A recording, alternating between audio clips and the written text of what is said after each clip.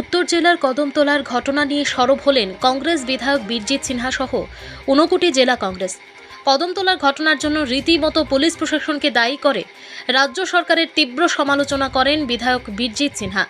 এ ব্যাপারে 8ই অক্টোবর মঙ্গলবার বিকেলে কৈলাসহরের কংগ্রেস ভবনে এক সাংবাদিক সম্মেলন অনুষ্ঠিত হয়েছে।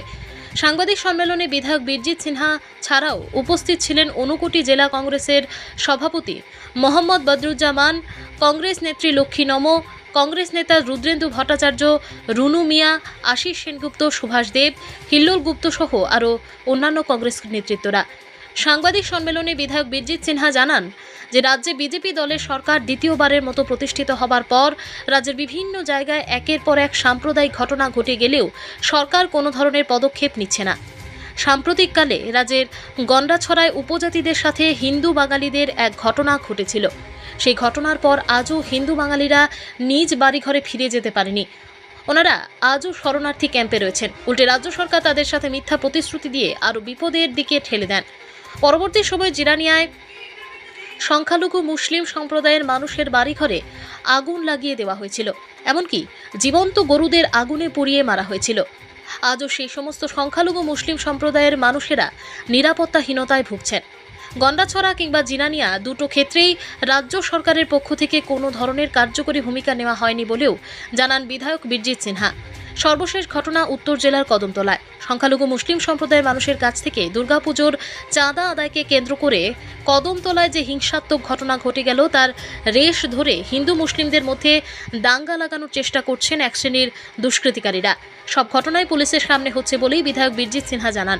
রাজ্য সরকারের উদাসীন মনোভাবের কারণেই রাজ্যে একের পর এক ঘটনা ঘটে যাচ্ছে বলে রাজ্য সরকারের তীব্র সমালোচনা করেন বীরজিৎ সিনহা।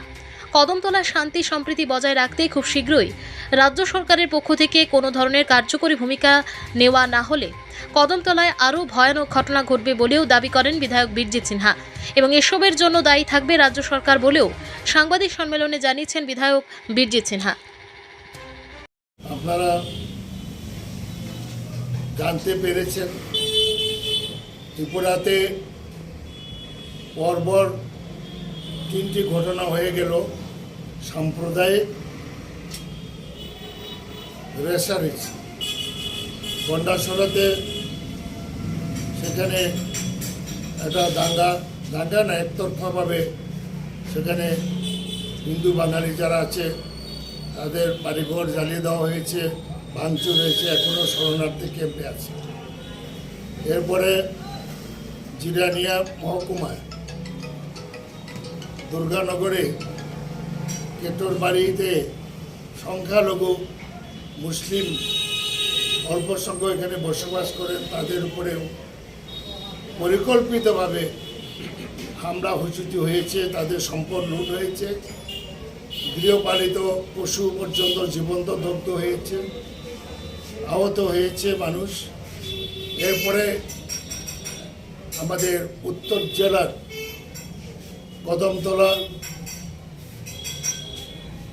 কয়েকদিন আগে ছোট্ট একটা ঘটনাকে, চাঁদা তোলার ঘটনাকে কেন্দ্র করে মুখ্যমন্ত্রী বারে বারে বলছেন গাড়ি থামিয়ে কোনো চাঁদা তুলতে পারবে না। সেই ক্ষেত্রে কেউ কর্ণপাত করেনি, পুলিশও সেইভাবে কোনো কঠোর অ্যাকশন নেয়নি। সেখানে কৈলাসহর থেকে একটা পরিবার মাকুন্দা গর্ভবতী মহিলাকে নিয়ে মাকুন্দা যাওয়ার পথে তাদেরকে গাড়ি আটকায়, চাঁদা চায়। তখন তারা 100 টাকা দিতে চেয়েছিল, ও তারা 100 টাকা নিতে রাজি নয়। 1000 টাকা থেকে 1 পয়সা কম নেব না, এটা নিয়ে বর্ষা হয়েছে। মহিলা সেখানে লোকাল 2জন সংখ্যালঘু মুসলমান মহিলাও আছিল এই গাড়ির মধ্যে, এবং আমাদের এদিক থেকে যারা গেছে তারাও ছিল।